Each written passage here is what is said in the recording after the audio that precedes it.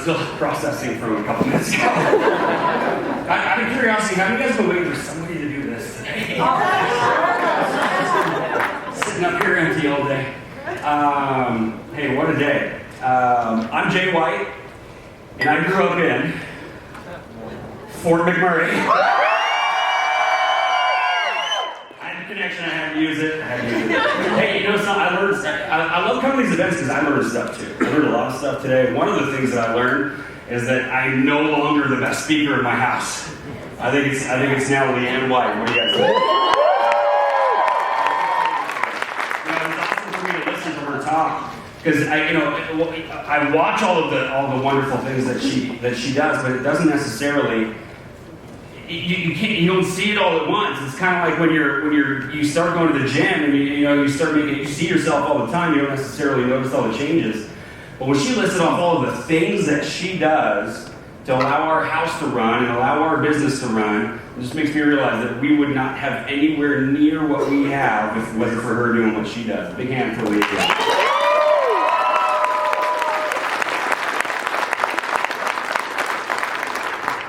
So here's what we're going to do. I've been here for a while. I've got some experience to share with you. Here's what I believe I've figured out. I've figured out the reasons why people win and the reasons why people lose.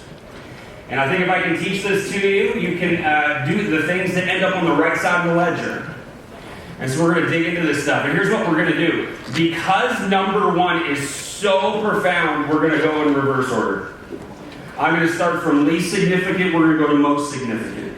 Okay? And I almost never use slides, but I'm going to use them today. Here we go. So, number one is mental toughness. Sorry, number 5. We're going backwards. Okay? Number 5 is mental toughness. It means you're no longer an employee. It's relatively easy to get by without mental toughness at your old job.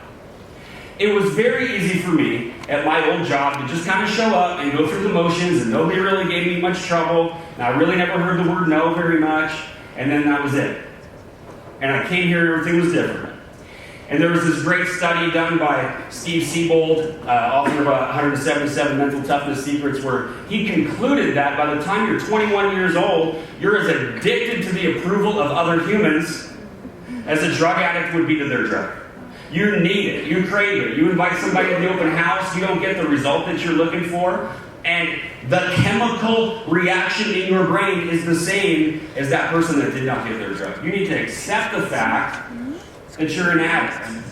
First step in overcoming a problem is admitting that you have a problem, I believe. And that would be a great place to start.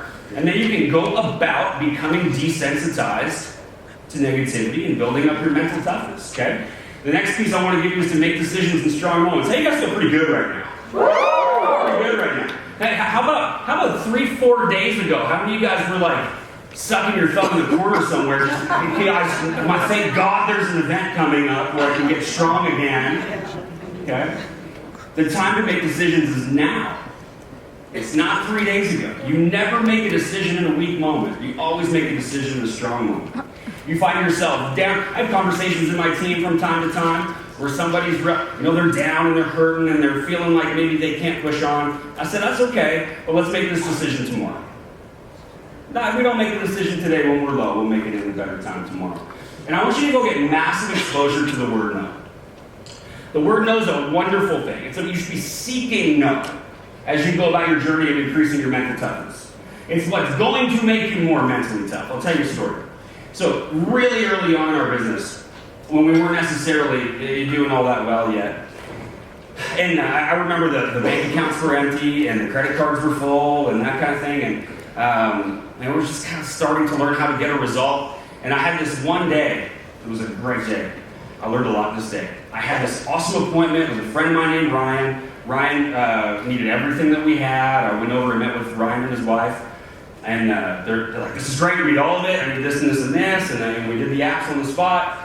And then, that was 8, 9, 10,000 points, something like that. And then I went over to my next appointment. It was with a former coworker, her name was Karen. And I sat down with Karen and her new husband, and it was almost the exact same scenario. And they said, yes, this is wonderful, we want that, we want some of this, we want that. And it was another 8, 9, 10,000 points. I'm thinking, man, what a night. Hey, we're broke. I got enough apps in my hand to cover like 3 months of expenses. This is awesome. I'm so excited. I call Leanne. What an awesome night we had in the field. This is amazing. And on my drive back to the office, I get a call from Ryan. Hey, Jay, maybe just hang on to that for a minute. We've been thinking we're probably not going to do it. I said, oh, okay, no problem, man.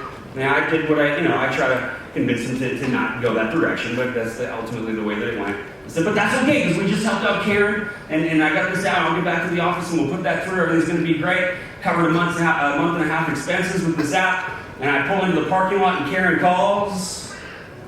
Hey, we've been thinking. And we didn't move forward. What I realized is that she shouldn't be trusted to think on her own. I'm totally joking. But was that not an opportunity to grow some mental toughness? Hey, how long could I have stayed on the mat? Some of you guys would have been on the mat for a month and a half. That would have knocked some people out of the business completely. That level of disappointment that happened in the span of 5 minutes. I was on the mat for a short period of time. You know why? Because I'd already taken a bunch of no. I'd already developed some mental toughness. And I already realized that there's not one, write this down, there's not one person on the planet that can make or break you. Those apps didn't matter. They were a learning opportunity. It was a chance to get up off the mat quickly, get back out there. There's lots and lots and lots of people to help. Okay. Number 4 is your work ethic. You get to choose which side of this you're on. Remember, hey, over here, you win. Over here, you don't make it. I've been around this thing for almost 10 years doing this. You guys think I've seen some people come and go? I've seen people come into our team that I was like, oh my God, I can't believe how lucky I am that they chose to be on it. Like, they're going to set the world on fire, and they don't make it.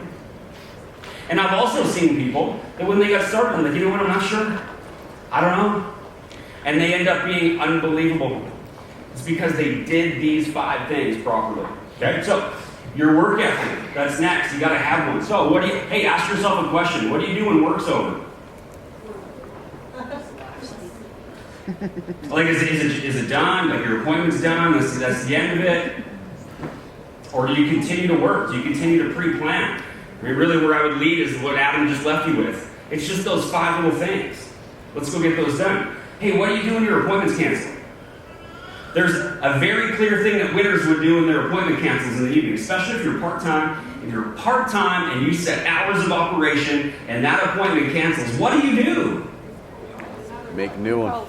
I hope that that's what you do. I know that you know the right answer, but I want you to think about what do you do. The winners stay. The winners work on something. The winners will pop into Greg's office because he's probably still there at night and ask him a question or two. They'll make another phone call. They'll go prospect somebody. I remember Jody Shep had this thing a long time ago where she needed to meet a certain number of people in a day, and she was short one night, and it was 11 o'clock at night. She was in her pajamas at home, and she could have very easily just ended up one short. That's not what she did. She got dressed and went and filled up with gas and talked to somebody at the gas station, hit her number that she had committed to herself, and went home. And now she's an SMD making 6 figures. I'm not telling you that that's why. It's part of the process. Okay? Don't go home. Being lazy can be contagious, right? It can become a habit. I remember when it's been a long time since I had a job, but when the last club that I ever managed in the fitness industry, we went from a temporary location, just this little temporary location, and then there was a 2-week gap where we couldn't work there, but our new club was not ready yet. Okay? And so there was 2 weeks where I had nothing to do. This was way before I ever became an entrepreneur. And I sat on the couch and I watched TV and I did stuff that lazy people do. And I'll tell you what, by the time 2 weeks had gone by and it was time to go back to work and get after it and be busy and get over to the club and help build the equipment, and I didn't want to get off the couch because being lazy can be contagious. And so you got to be careful about what you're allowing to become normal in terms of your work ethic. Very, very important. All right. Number 3 is your resourcefulness. One of the things I want you to notice, I'll spoil a little bit. Your level of skill is not on this list. It's important, but I believe, and by the way, this is all my opinion, but I don't think the top 5 things that are going to decide whether you win or lose is your skill. I think they're different things. Skill is important, but it's not going to come in this list. Your resourcefulness. A lack of resources will never be the reason you don't make it. Only a lack of being resourceful. Entrepreneurs must learn to embrace numbers. It doesn't matter what kind of business that you have, there would be an absolute set of numbers. If I owned a shoe store, I would know the numbers of how many people I need to walk into my store to sell X amount of shoes. Our business is the same. 25, 8, 4, 2, 3 equals 1, blah, blah, blah. There's all kinds of numbers. If you don't know what they are, sit down and find out what they are. Here's one thing I know for sure, without getting real specific about numbers. If I run large enough ones, it is a mathematical impossibility to lose. Isn't that wonderful to know? Like, I just wanted to know that I didn't have to get lucky to win. All I had to do was run big enough numbers, and it was mathematically impossible that this would not work out for me. And so I learned to embrace the law of big numbers. Look, guys, warm markets run out. You have to get resourceful from time to time. This is a warm market business. But Adam and I have been here for 10 years. We actually talked to our warm market and our hot market. We had to get creative and resourceful over time. You start warm and hot, though. It drives me crazy if I had a brand new person trying to meet cold market people and you won't talk to your own list that you know. Okay, so before you get resourceful, you use the resources that you have. Good? Yeah. Look, guys, you just got to find a way to fill your schedule. You've got to find a way to be busy. You've got to be busy. Nobody that is not busy is successful. Let's really quickly, we'll talk about Saturday afternoon standards, a concept we talk about in our team. Our part-timers have a commitment that they make to themselves. I don't choose the number for them, they choose the number. It must be an intrinsic number. It means I don't put it on them, they tell me what it is. Our part-timers look at their schedule for the following week on Saturday afternoon, and they either have met their goal for number of appointments, or Saturday's not over yet. And they go and they fill their schedule. Our full-timers, it's the same, just that the number's bigger. When I was part-time, my number was 9. On Saturday afternoon, I'd flip my schedule open to the next week. If I saw 9 appointments, I'd go home and enjoy my weekend. If I was not at 9, Saturday was not over. And I'm scared to tell you I never let myself off the hook just on the odd chance that maybe I did once. I don't think I did, though. And as soon as I became full-time, that number was 16. I did not leave the office on Saturday without 16 appointments the next week, and it served me really, really well. Served me really well. Got to find a way to be busy. We're getting down to it here. Reasons that you'll either win or lose. You guys see how this works? If your schedule's not busy, if you're not being resourceful, if you're not running numbers, you're going to end up on this side. Or we could be on this side.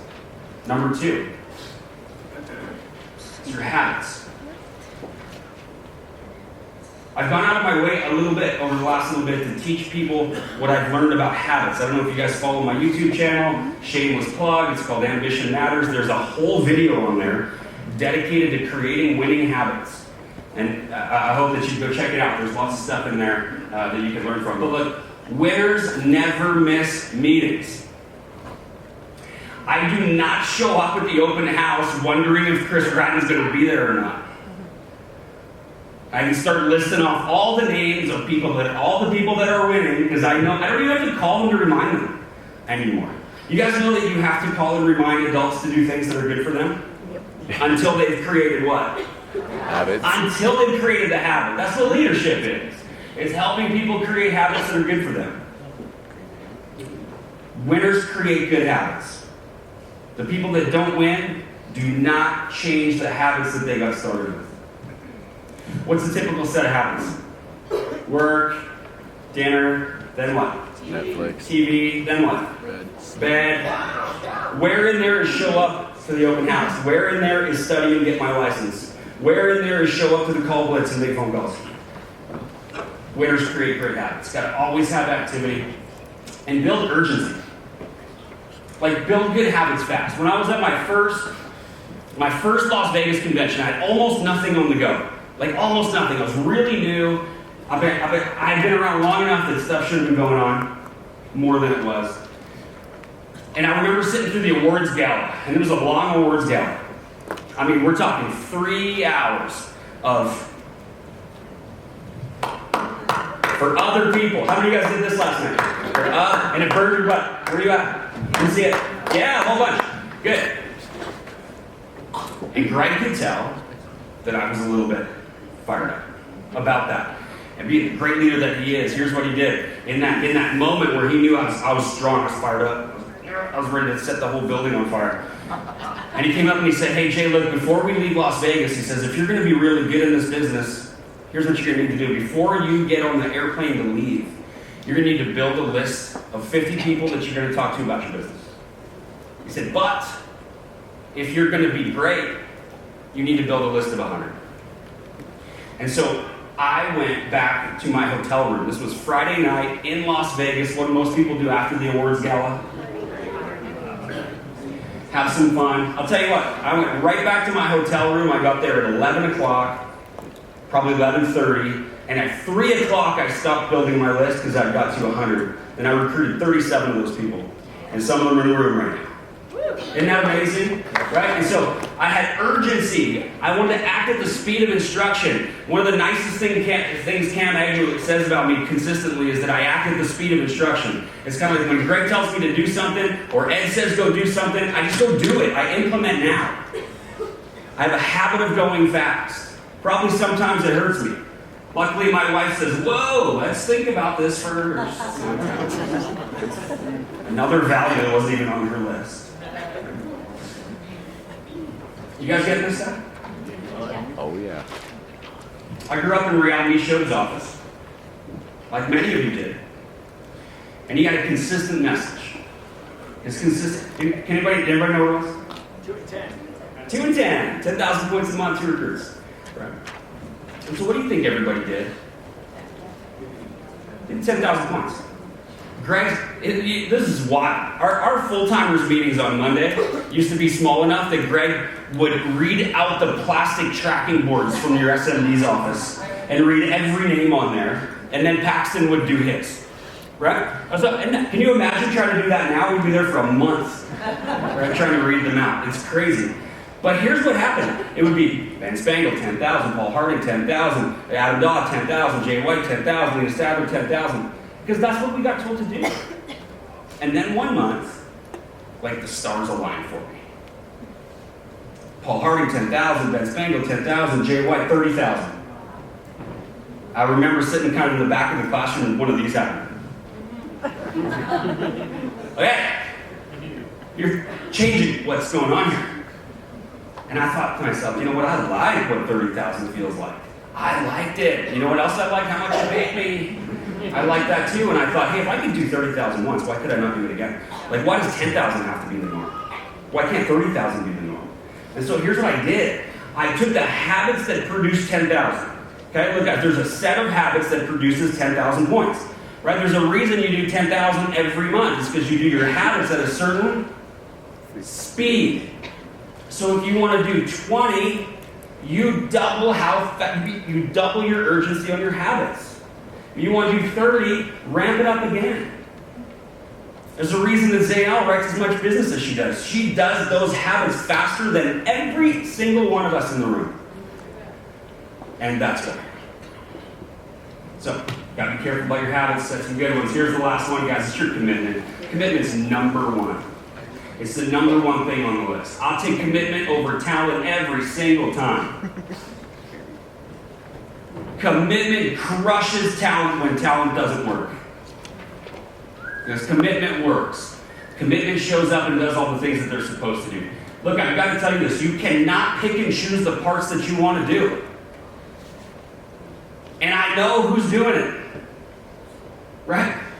It's so funny. Some of the things that I heard Matt Welsh. Matt is a good friend of mine from San Diego.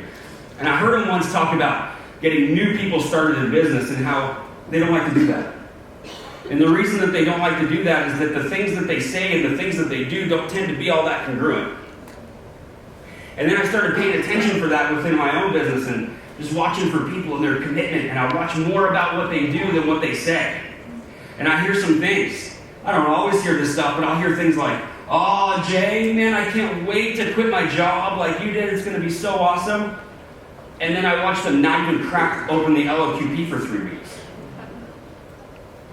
And they say, "Oh, Jay, I can't wait to have an income like you. It'd be so great making 35, 40 grand a month. It's going to be so awesome, right?" But then they haven't had a guest in like 3 months. It's not congruent. "Jay, I'd love to take my family to Hawaii like you are on Tuesday for the 8th time. It's going to be unbelievable.